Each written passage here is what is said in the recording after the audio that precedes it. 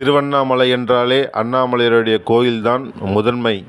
அதேபோல அந்த முதன்மையான அண்ணாமலையார் கோவிலின் சிறப்பு என்றால் அது அக்னிஸ்தலம்.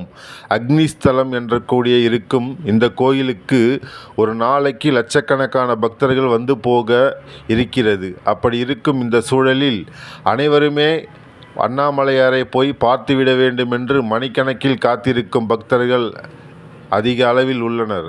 ஆனால் எல்லாருமே உள்ளே போய் அண்ணாமலையாரை பார்க்கணும் என்பது கடினமான ஒரு விஷயம். ஏனென்றால் கூட்டத்தில் பல பேர் சிக்கி தவிக்கும் நிலைமையும் உண்டு.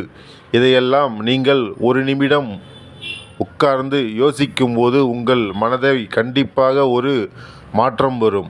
அண்ணாமலையார் கோவில் என்றாலே அது அக்னிஸ்தலம். அக்னிஸ்தலம் என்பதால் நீங்கள் உங்களுக்குள் ஜோதியை காண்க வேண்டும் என்பதுதான் அர்த்தமாக இருக்குமே தவிர நீங்கள் கூட்டத்தில் போய் உங்களை கஷ்டப்படுத்தி வருத்தி நீங்கள் அதை செய்ய வேண்டிய அவசியம் இல்லை.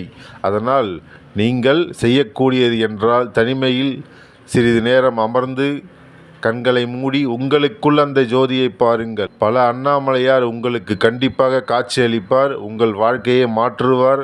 நல்ல செல்வ செழிப்போடு நீங்கள் வாழ முடியும். நன்றி, வணக்கம்.